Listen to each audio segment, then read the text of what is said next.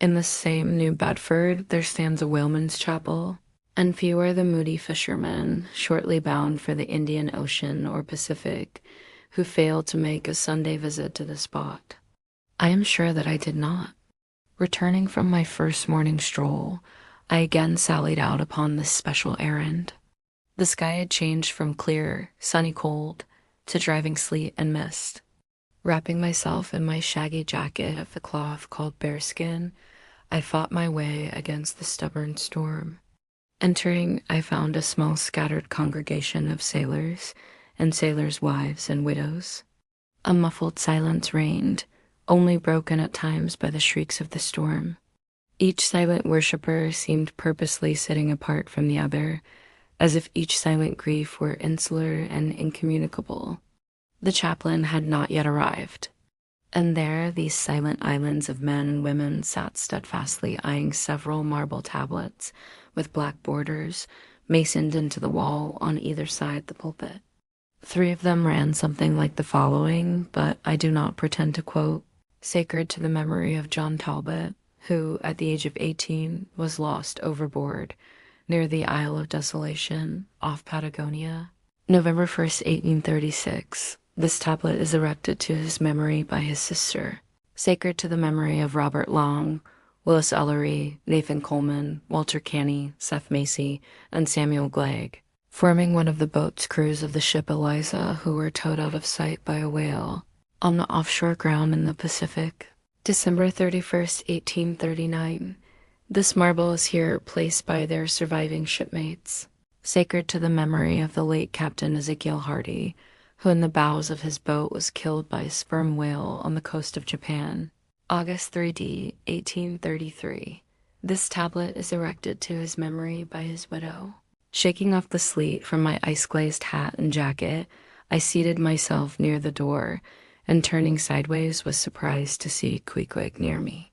Affected by the solemnity of the scene, there was a wondering gaze of incredulous curiosity in his countenance. This savage was the only person present who seemed to notice my entrance, because he was the only one who could not read, and therefore was not reading those frigid inscriptions on the wall. Whether any of the relatives of the seamen whose names appeared there were now among the congregation, I knew not. But so many are the unrecorded accidents in the fishery, and so plainly did several women present wear the countenance, if not the trappings, of some unceasing grief, that I feel sure that here before me were assembled those in whose unhealing hearts the sight of those bleak tablets sympathetically caused the old wounds to bleed afresh. Oh, the whose dead lie buried beneath the green grass, who standing among flowers can say, "Here, here lies my beloved." Not the desolation that broods in bosoms like these. What bitter blanks in those black-bordered marbles which cover no ashes. What despair in those immovable inscriptions. What deadly voids and unbidden infidelities in the lines that seem to gnaw upon all faith and refuse resurrections to the beings who have placelessly perished without a grave. As well might those tablets stand in the cave of Elephanta as here. In what census of living creatures the dead of mankind are included. Why it is that a universal proverb says of them that they tell no tales, though containing more secrets than the Goodwin's hands. How it is that to his name, who yesterday departed for the other world, we prefix so significant and infidel a word, and yet do not thus entitle him, if he but embarks for the remotest Indies of this living earth. Why the life insurance companies pay death forfeitures upon immortals. In what eternal, unstaring paralysis and deadly, hopeless trance yet lies antique Adam who died 60 round centuries ago. How it is that we still refuse to be comforted for those who we nevertheless maintain are dwelling in unspeakable bliss. Why all the living so strive to hush all the dead. Wherefore, but the rumor of a knocking in a tomb will terrify a whole city. All these things are not without their meanings. But faith, like a jackal, feeds among the tombs, and even from these dead doubts she gathers her most vital hope. It needs scarcely to be told with what feelings, on the eve of a Nantucket voyage, I regarded those marble tablets, and by the murky light of that darkened, doleful day read the fate of the whaleman who had gone before me. Yes, Ishmael, the same fate may be thine, but somehow I grew merry again.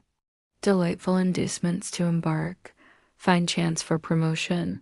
It seems a stove boat will make me an immortal by brevet. Yes, there is death in this business of whaling, a speechlessly quick, chaotic bundling of a man into eternity. But what then? Methinks we have hugely mistaken this matter of life and death. Methinks that what they call my shadow here on earth is my true substance. Methinks that in looking at things spiritual, we are too much like oysters observing the sun through the water, and thinking that thick water the thinnest of air.